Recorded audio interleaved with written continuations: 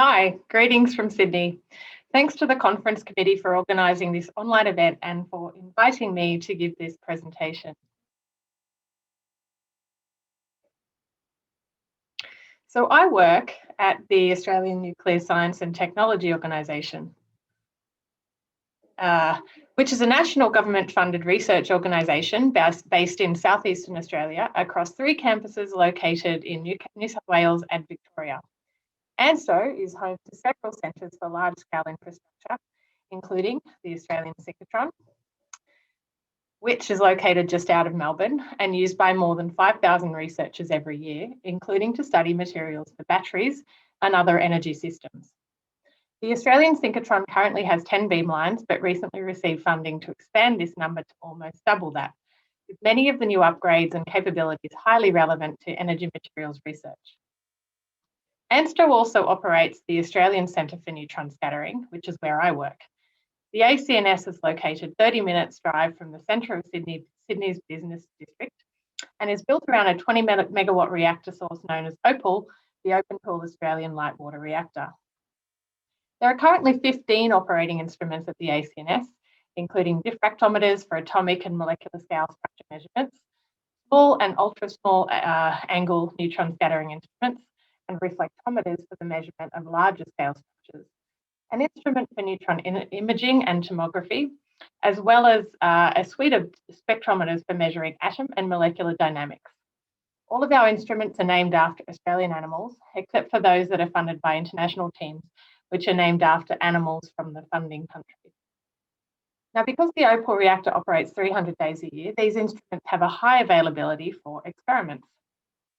I help run and look after our 2 neutron powder diffractometers, including our high-intensity instrument Wombat, which is a very fast instrument thanks to its area detector that continuously covers 120 degrees in 2 theta. We began commissioning Wombat in late 2006, and since then, fast instrumentation like this has driven a revolution in materials structure investigations. I hold a professorial fellowship with the local University of Wollongong at the Institute for Superconducting and Electronic Materials in support of collaborative research looking in particular at battery materials. The university has co-funded a series of postdoctoral researchers based full-time with me, and I also co-supervise graduate researchers as part of this collaboration. This substantial investment in research reflects just how much battery research benefits from neutron scattering. This is because neutrons interact with matter in a fundamentally different ways to other probes, including X-rays. Neutrons are a neutral subatomic particle that have a magnetic moment and spin of 1/2. Like X-rays, neutrons have wave-particle duality and can be used to measure structure and dynamics, but with some fairly substantial differences. The difference in the interaction of matter by neutrons and X-rays or electrons is demonstrated very clearly by these 2 images of the same camera, one produced using X-rays and the other with neutrons. Both show the detail of the camera, but the information is very different. This makes neutrons very useful probes for studying battery materials. Because they interact predominantly with the atomic nucleus, they are highly penetrating and have a scattering contrast that is independent of atomic number. A really good example of this is the commercially used NMC material, which has a layered type structure with nickel, manganese, and cobalt all residing in a transition metal layer and lithium in between. The electrochemical behaviour of this electrode is influenced by the arrangement of these transition metals and the subsequent influence of this on the interaction with lithium charge carrier. Obtaining this information using X-rays is hard. If you compare the neutron scattering length of the materials elements with the number of electrons, you can see the large opportunity for neutrons to understand the transition metal ordering, which Zhang and co-workers from the Grey Group showed really well in 2007. I lead a research group from within the Neutron Scattering Centre studying functional materials for energy systems, and about half of what this group does is to characterise battery materials.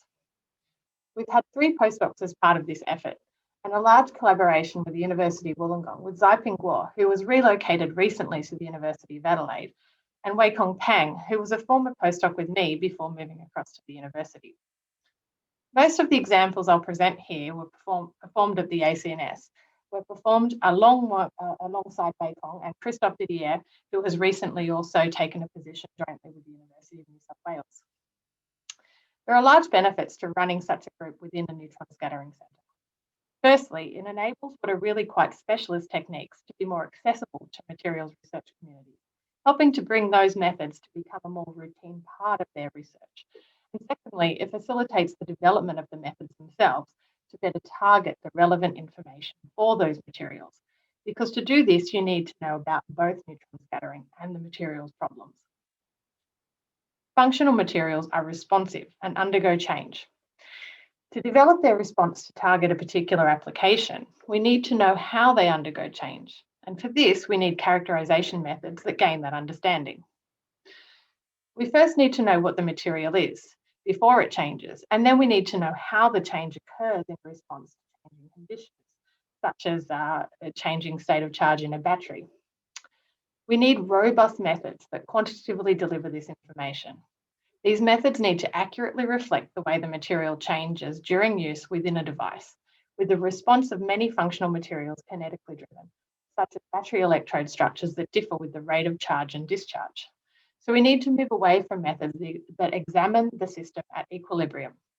This means our measurements need to be faster, and it used to be that fast measurements were difficult, but instrumentation like Wombat means this hasn't been true for over a decade now. Besides powder diffraction, there are other neutron methods for which measurement speed can be still limited, but this is changing too. The major issue when examining a material while it's changing is the limited quality and amount of information in the measurement. We can help with this by adding information from elsewhere, which is why we learn everything we can about the material before studying it during operation. We often have the response of the battery in the form of the voltage recorded alongside the measurement, which also helps in understanding, as can theoretical calculations. So for battery materials, this means firstly determining what a battery material is and then how it works. The first step for most battery materials is to establish the phase composition and the structure of those phases. The next, more difficult step is to understand how that material functions. Rechargeable batteries work by shuttling charge-carrying ions like lithium between two electrodes, so that as electrons are forced around the external circuit forming our current, for two charge balance, lithium ions are released from one electrode, travel across the membrane and separator, and then recombine with those electrons at the other electrode, and the reverse happens on charge. The compositional change in the electrode materials is continuous and occurs over a broad range. We need to understand how those lithium ions move into and out of the electrode material and how those materials respond to accommodate that, because this directly impacts the performance of the whole battery. Characteristics such as capacity, rate capability, and cycle life. And once again, particularly for battery materials, studying this system at equilibrium while not in underuse might not be representative of the true functional mechanism. Predominantly because of the limitation of instrumentation used in characterization, battery research used to take an approach to measure a battery material within a battery that was equilibrated at a particular state of charge, and then to compare that to a measurement of the same battery equilibrated at a different state of charge, and to use the difference between them to try to establish the functional mechanism. Such measurements are in situ, but do not study the materials during operation. Since then, advances in instrumentation, like Wombat, now allow measurements to be performed during the operation of the battery, with such measurements known as in operando measurements and providing information that captures the true behaviour of materials within the functioning battery. The most widely applied neutron tool to understand rechargeable batteries is neutron powder diffraction. This delivers structural information on an atomic scale and enables the determination of important information, including phase identification and quantification, crystal structure detail, and the evolution of these during battery use. The relevant instruments at ACNS are the two I am co-responsible for, the very fast instrument Wombat and our high-resolution instrument Echidna. The information regarding crystal phase and structure and their evolution during cycling can be used to direct the development of new materials with higher performance, but can also be used to improve the effective use of existing materials without their modification by changing an operational range of the battery. Here, the voltage output of the battery can be linked to particular crystal structures, including the identification of problematic phases, which enables their elimination by adjustment of the voltage window, enabling, in this case, better capacity retention and improving the lifetime of the battery. The main obstacle in powder diffraction of whole batteries is that batteries are multi-phase, multi-component devices, and all of the components interact with the neutron beam and potentially impact what is measured. This is a neutron powder diffraction measurement pattern of a sodium-ion battery, and there aren't a lot of peaks to begin with, and the ones we do have arise from many different things, with only a few from the material of interest. Hydrogen also produces a large background in neutron powder diffraction, which can obscure other scattering, and the hydrogen in electrolyte solvents can be a problem. Because neutrons interact predominantly with atomic nuclei, we can substitute the hydrogen isotope deuterium to reduce this problem.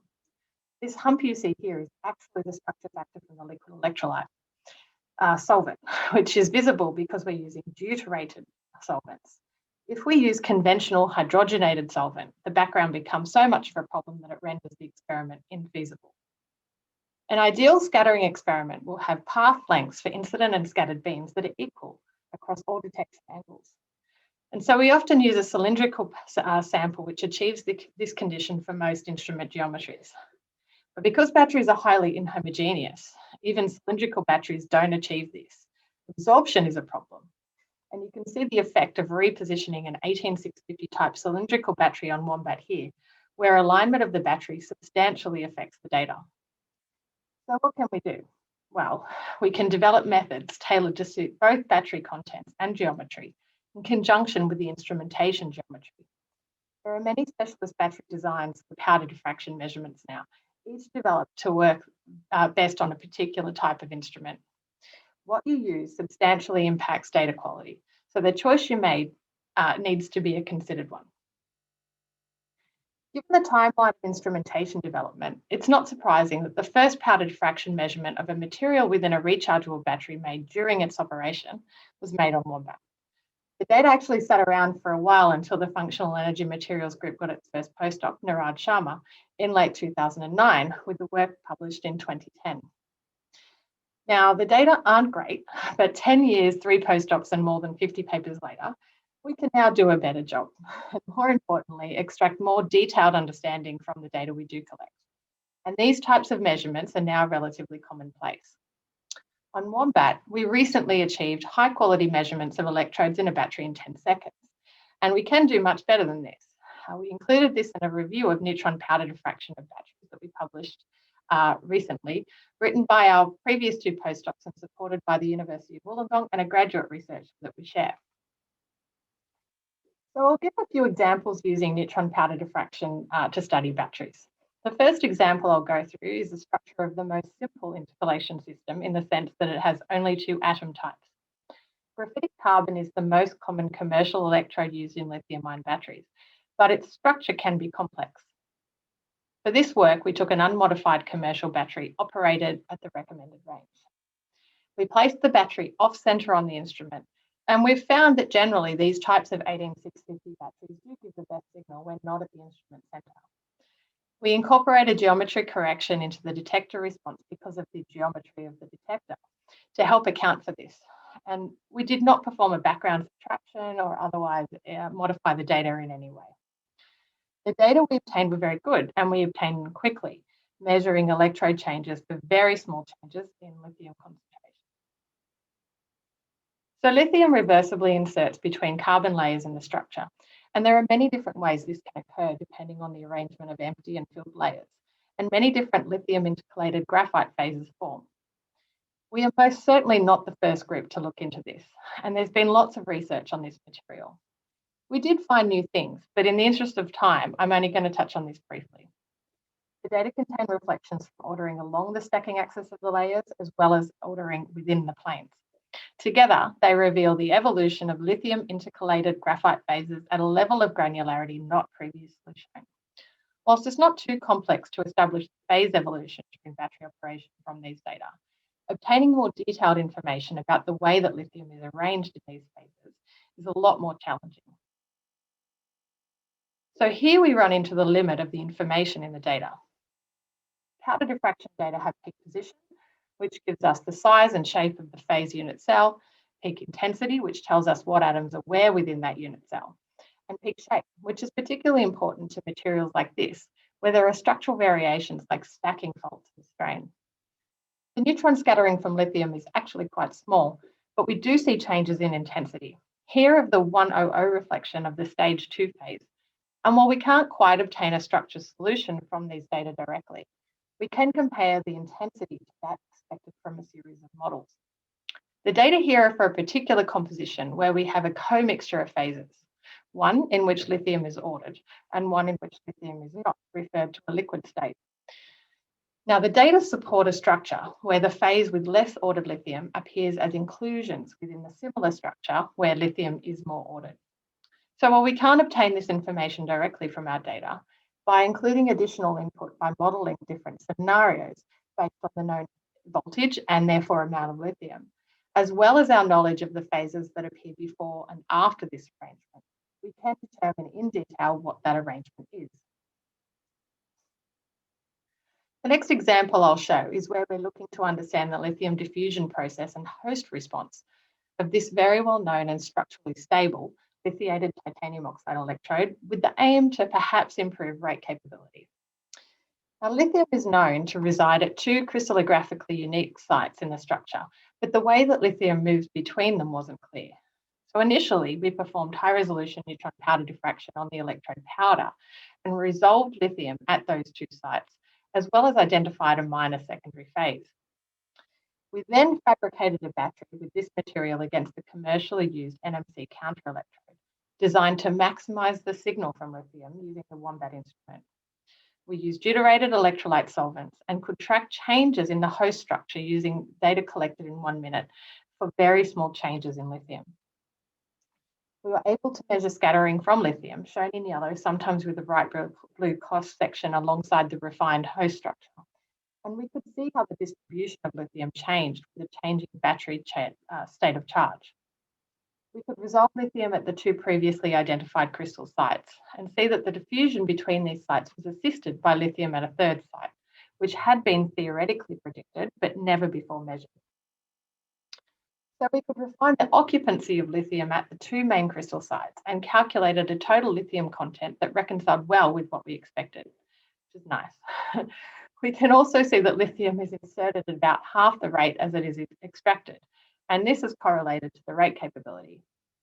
Further, we can follow the lithium movement in the material and saw that while lithium initially populated the 8A crystal site, this was followed by a depopulation of the site as lithium was inserted at the 16C site. We now also see that the slow rate of insertion of lithium into the material arises from that slow population of the 16C site. As well as telling us something about rate capability, this also explains the volume response to lithiation, because insertion of lithium at the two main crystal sites has a very different effect on the lattice parameter of the cubic structure. Whilst the lattice initially expands as lithium is inserted during charge at the 8A site, when lithium moves from the 8A to the 16C site, the lattice starts to contract, and this is a result of distortion of the titanium oxygen octahedron, where the oxygen atom moves away from the titanium, decreasing the bond valence. And it is this repositioning of the oxygen atom that allows the material to accommodate the lithium without undergoing a large change in volume. Neutron powder diffraction can also be performed in a spatially resolved way, which is extremely useful for understanding battery function, as we know batteries are inhomogeneous systems and that local current variation, according to things like tab placements and other battery construction factors, can cause variation in the response of the materials throughout the battery. At ACNS, we have the capability to perform such measurements on our Wombat instrument, but also our engineering diffractometer Kawari can be used. And this has a highly flexible laser-guided system, which allows positioning across 6 axes of translation as well as sample rotation. This method uses the high penetration of neutrons to probe a defined gauge volume within the battery and then map the phase information within the battery to create a 3-dimensional data set. Anatoly Senyshyn of the Technical University of Munich has performed much work in this area using several instruments in the USA and Germany of a similar kind to the Kawari instrument at the ACNS. They developed a method where lithium concentration within a gauge volume is determined from reflection intensities, the structure factor, of the lithium intercalated graphite phases. They then showed how this distribution changes within a battery from its initial state to that after cycling. Further work published recently compared the lithium distribution in different types of batteries with very different construction, noting the large effect that tab placement has on this lithium distribution. Further information about the distribution of elements and components within a battery can be obtained using neutron imaging, which, like spatially resolved diffraction, can also be used to directly determine the lithium and electrolyte distribution within the battery, as well as to show the structure of components such as separator layers. At the ACNS, our neutron imaging instrument is called DIGO. DIGO is an excellent instrument, and following a recent detector upgrade, now has the largest field of view in the world, which translates to very fast imaging capability. Images can be obtained in as little as 50 milliseconds, with full tomographic data obtainable in 20 minutes, leading to the possibility for real-time studies. In terms of resolution, a 5 by 5 millimeter field of view with pixels down to 2.5 microns is possible. Now, neutron imaging differs substantially to X-ray imaging, and while X-ray imaging of batteries is also a very useful tool in battery research, neutron imaging yields neutron-specific information. These two images shown top right, taken from a Nature Communications paper published last year, compare a slice through an 18650 battery taken using X-rays with that taken using neutrons. The neutron beam gives, in particular, information about lithium and hydrogenated components. So things like the lithium, of course, and electrolyte and separators can be visualized easily using neutrons. The two larger images shown here are for an 18650 battery taken using DIGO, in which drops of electrolyte can be clearly resolved, as well as the separator rolls. Shown here are slices through another 18650 type battery and other batteries containing NMC and that lithium titanium oxide electrode I presented on earlier. These are obtained from the Industrial Taiwanese Research Institute, with data collected and processed by DIGO instrument scientists Joseph Bevitt and Ulf Garbe. You can see the appearance of voids and gaps between the separator rolls in the battery cycled 200 times compared with the fresh battery.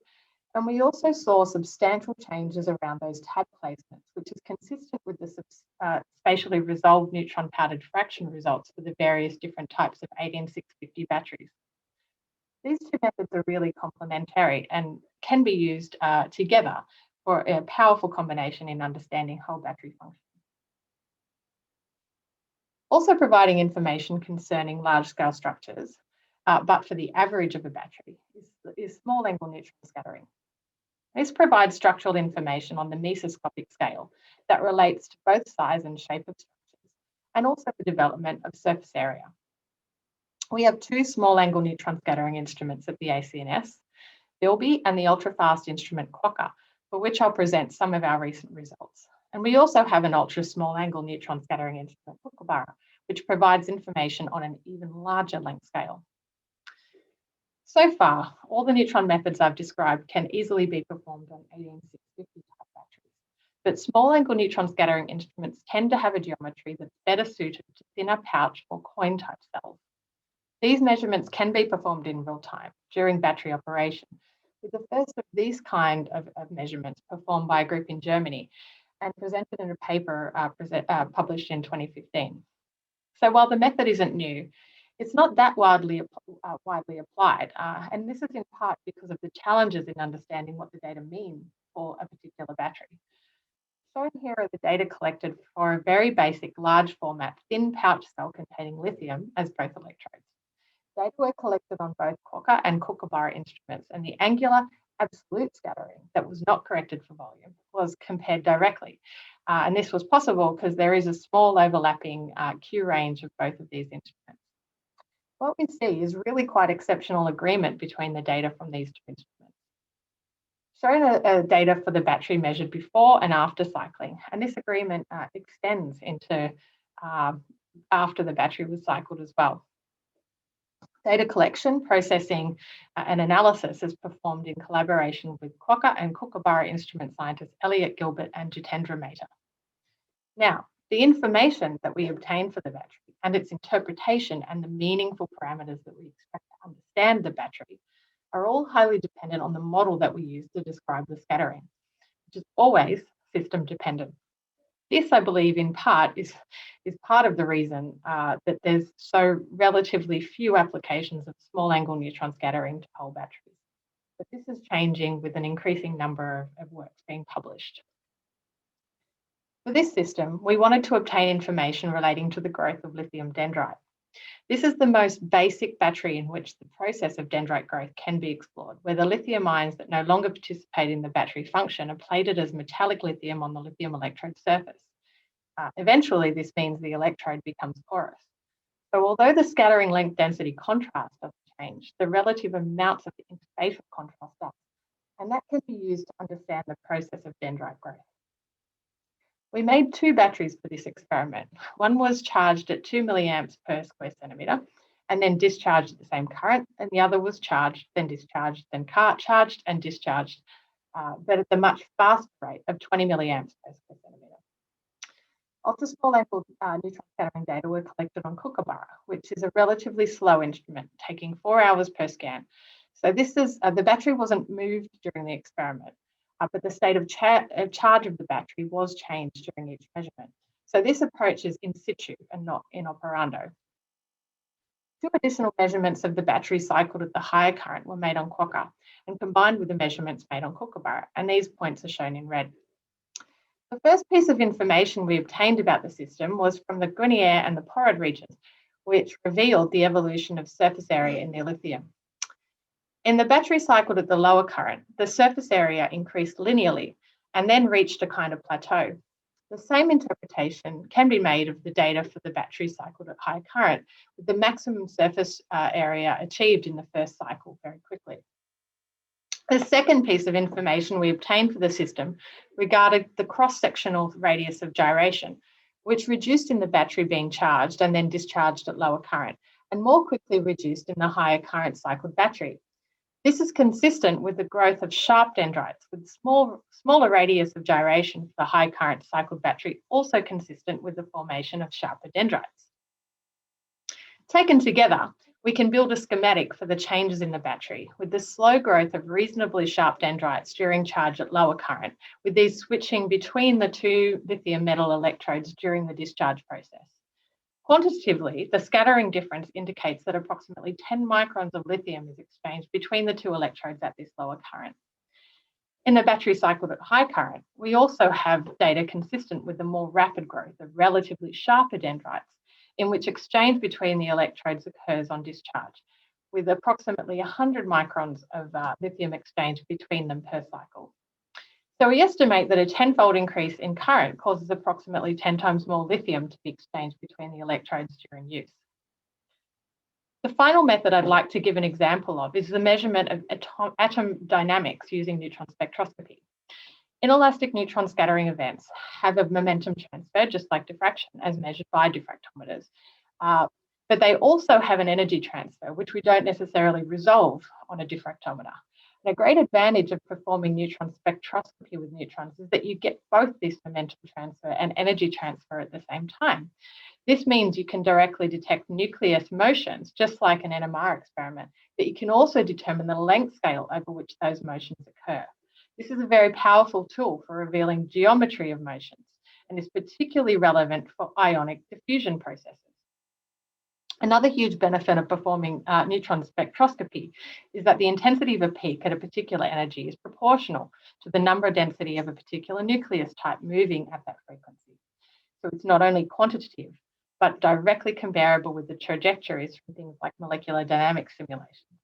So computational chemistry is a complementary tool for neutron spectroscopy and often used to analyse and understand a measured neutron spectrum. And the measured neutron spectrum can be used to validate a computational model. The neutron spectroscopy instruments at the ACNS that have been used to study battery materials include the backscattering spectrometer EMU, which measures slower diffusive processes, The spectrometer Pelican, which measures slightly faster diffusive processes, and Taipan, which is a more traditional inelastic neutron spectrometer that has a beryllium filter configuration option that enables the measurement of vibrational density of states. So the rate of diffusion of ions in a battery directly impacts the battery performance. Faster lithium diffusion usually translates to better rate capability, but the accurate determination of this is not straightforward, and there is substantial disagreement between various methods. Here you can see the lithium ion diffusion coefficient in lithium iron phosphate over its insertion range. And while the trend of this is roughly in agreement between these two very common methods for determining lithium diffusion, there's actually a very large discrepancy in the absolute value determined. A major reason for this can be that many of the methods do not measure the same thing, and there's a perturbation to the system by methods that derive diffusion rather than measuring intrinsic ionic diffusion. And that is what neutron scattering measures. And again, a benefit of the neutron scattering measurement is that it is direct and also gives you geometry of motion and can be used to deconvolute different populations of lithium, contributing to the average diffusion rate if they're moving in a substantially different way or rate. And of course, they can also be used to validate your computational calculations. So neutron scattering instruments at the ACNS, just like most facilities, each target a slightly different energy range with some overlap usually between them. The beryllium filter mode of Taipan is designed mostly as a vibrational spectroscopy instrument, which is very useful for collecting experimental data, again, that can be used to validate computational models. For ionic diffusion, the method of choice is quasi-elastic neutron scattering, which can be done on both the EMU and Pelican instruments of the ACNS. With Pelican measuring this over a reasonably broad energy range, unlike our instrument EMU, which has a very narrow energy window. And this instrument targets slower diffusive motions of the kind that occur for ionic diffusion in battery materials and from which the geometry of motions can be derived. An example of this is the direct measurement of lithium diffusion in this model garnet oxide, a promising solid electrolyte material for all solid-state batteries. Many measurements of lithium diffusion in this material have been made, but a direct measurement and determination of the geometry and mechanism for lithium diffusion was made using quasi-elastic neutron scattering. This was made using a powder of the electrolyte and not a whole battery on the instrument basis at the Oak Ridge National Lab facility in the USA, which is a lot like the instrument EMU at the ACNS. From these data, we were able to extract the details of the lithium ion diffusion, including the pathway for lithium diffusion between particular crystal sites and mean residence time for lithium at these sites, as well as the mean jump length of lithium during that diffusive process.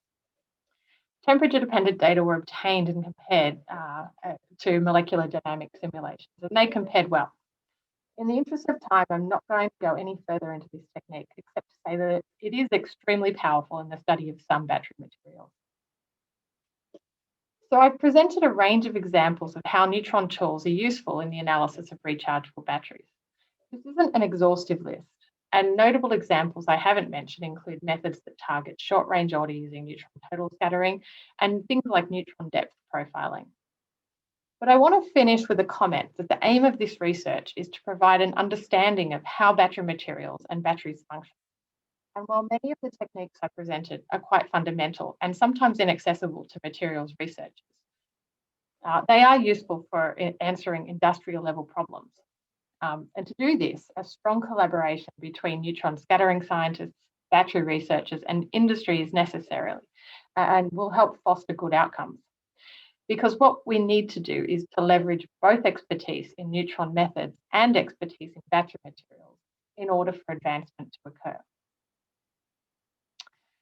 For this reason, the ACNS provides 3 access routes for our instruments.